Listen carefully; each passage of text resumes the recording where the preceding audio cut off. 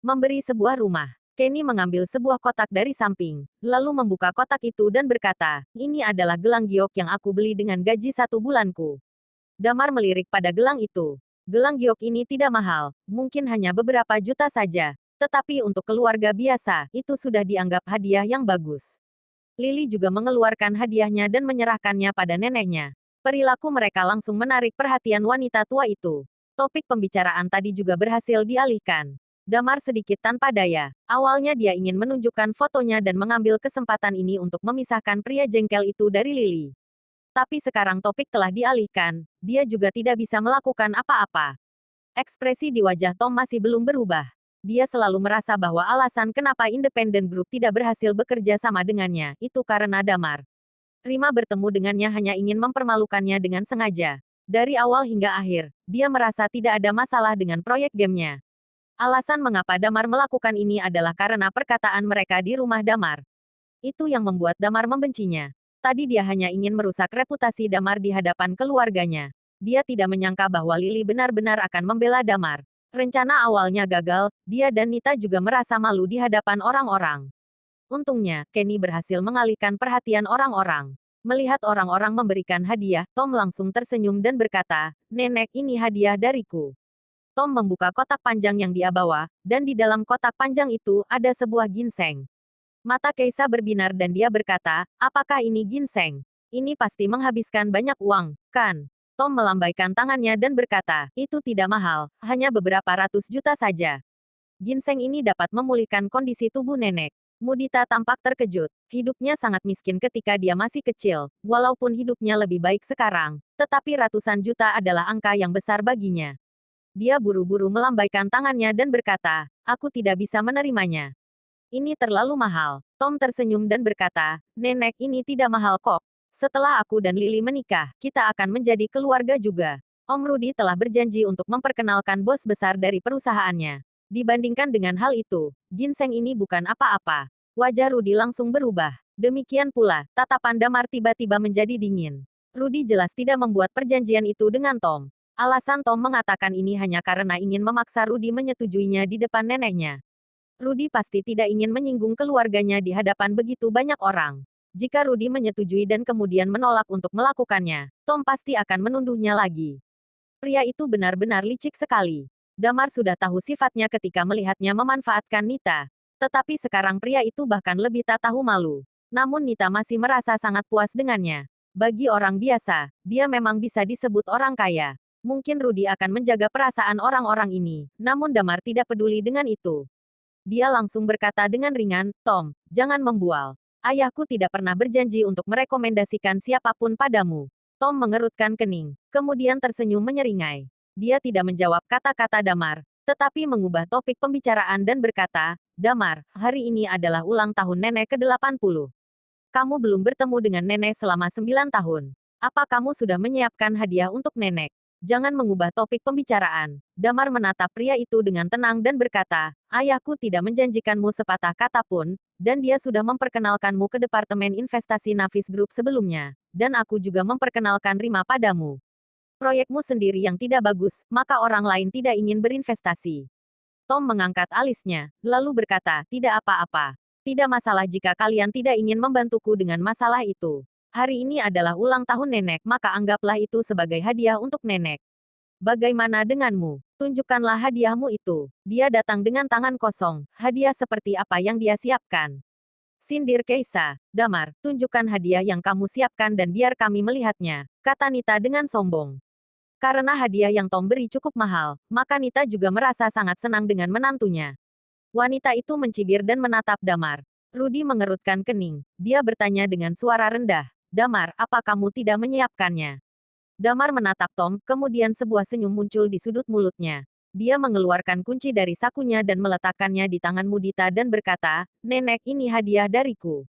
Sebuah kunci. Nita tertawa, apakah kamu akan memberikan kunci kepada nenekmu untuk dimainkan? Keisa dan Kenny juga tertawa dengan senang. Ekspresi Rudy dan Maya sedikit berubah. Tepat saat mereka hendak mengatakan sesuatu, Damar tersenyum dan berkata, aku sudah berpikir untuk sekian lama, tapi aku tidak tahu harus memberikan apa pada nenek. Maka aku membeli sebuah rumah untuk nenek. Aku ingin nenek tinggal di rumah yang lebih baik dan menikmati hidupnya setiap hari. Setelah Damar mengatakan itu, semua orang terdiam sesaat. Sebuah rumah. Nilai sebuah rumah di kota LH setidaknya 800 juta. Jika ingin mempunyai rumah yang lebih baik, bahkan bisa sampai berapa miliar. Mereka tidak menyangka bahwa Damar akan membeli sebuah rumah untuk neneknya. Nita yang tadinya begitu sombong juga tertegun sejenak. Dibandingkan dengan hadiah Damar, ginseng dari Tom sama sekali tidak mencolok. Heh, kamu pasti memakai uang ayahmu. Jangan berpura-pura seolah-olah kamu membelinya sendiri, kata Nita dengan masam. Rudy yang di sebelahnya juga menatap Damar dengan heran. Dia tidak memberi Damar uang apapun. Damar baru saja kembali ke kota LH. Dari mana dia mendapatkan uang itu? Damar melirik Nita dan berkata dengan ringan, alamat rumah ini ada di Jalan Permata Bunda nomor 69. Rumah itu telah direnovasi dan dapat ditinggali langsung. Nenek dapat pindah langsung keesokan harinya. Rudy benar-benar terkejut saat ini. Dia menelan ludahnya dan menatap Damar dengan kaget. Dia berkata, Jalan Permata Bunda. Damar, di situ adalah perumahan yang paling mahal di kota LH. Karena perumahannya di tepi laut dan merupakan area villa. Biayanya sudah sampai miliaran. Dari mana kamu mendapatkan begitu banyak uang? Apa? Kenny mengerutkan bibirnya. Di atas miliaran. Villa dengan pemandangan laut. Ini sangat menakjubkan. Pada saat ini, tidak ada yang berpikir bahwa Rudy yang memberikannya uang untuk membeli rumah lagi. Lagi pula, Rudy sendiri pun tidak tinggal di villa. Damar tidak bisa menahan untuk mengerutkan bibirnya. Dia meminta Binar memilih sebuah rumah untuknya, tetapi dia tidak pernah berharap bahwa Binar akan memberinya sebuah villa. Faktanya, ketika Binar mendengar permintaan Damar, dia berpikir bahwa Damar akan tinggal sendiri. Sesuai permintaan Damar, dia mencarikannya sebuah villa yang lebih besar dan lebih nyaman. Semua orang terkejut saat ini. Mereka menatap Damar dengan kaget. Mereka adalah orang-orang biasa, bukan orang kaya. Villa atau villa dengan pemandangan laut ini adalah sesuatu yang bahkan tidak dapat mereka bayangkan. Terutama Tom, saat ini dia menatap Damar dengan ekspresi terkejut di wajahnya. Dia lebih tahu jelas tentang harga rumah di daerah situ daripada yang lain. Ratusan miliar pun belum tentu dapat membeli rumahnya. Bahkan jika dia menjual perusahaannya, dia belum tentu dapat membeli rumah di tempat itu. Dia mengertakkan gigi dan menatap Damar, kemudian bertanya dengan senyum tipis, Damar, kamu baru saja dibebaskan dari penjara. Dari mana kamu mendapatkan begitu banyak uang untuk membeli villa di sana? Apa kamu melakukan sesuatu yang ilegal lagi? Nita juga buru-buru menindaklanjuti dan berkata, ya, Damar, bukannya kamu baru saja keluar. Setelah mereka berdua berkata seperti itu, semua orang langsung menoleh ke arah Damar dengan tatapan aneh. Rudy dan istrinya juga sedikit khawatir. Hadiah yang diberikan oleh Damar ini memang terlalu mengejutkan mereka. Karena Tom menyinggungnya terus-menerus, maka Damar juga siap untuk bertarung. Dia menghela napas perlahan dan tersenyum pada neneknya. Kemudian, dia mengambil kotak ginseng, lalu melemparkannya ke arah Tom dan berkata, Tante, tadinya aku tidak ingin mempermalukan kalian karena Tante dan Lily. Tetapi kalian telah berulang kali menyerangku, maka aku tidak akan menahannya lagi. Heh, apa kamu berencana membunuhku di depan begitu banyak orang? Nita berdiri dan berkata dengan keras. Suaranya yang keras itu telah menarik perhatian banyak orang. Wajah Maya dan Rudy berubah seketika, dan mereka menarik Damar dengan cepat. Damar tersenyum pada mereka dan berkata, Ayah, Ibu, jangan khawatir, aku tidak melakukan sesuatu yang ilegal. Kemudian, dia memandang Tom dan berkata, pertama, aku mendapatkan uang ini dengan kemampuanku sendiri.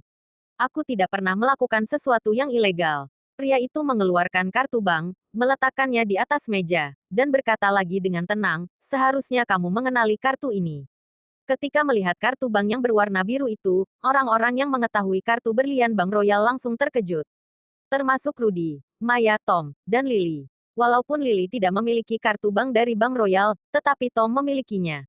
Tom pernah memamerkannya padanya, dan juga memperkenalkan sistem Bank Royal. Maka Lily juga tahu tentang kartu berlian itu. Tom merasa agak dingin di bagian lehernya. Dia akhirnya tahu mengapa Damar bisa mengenal Rima.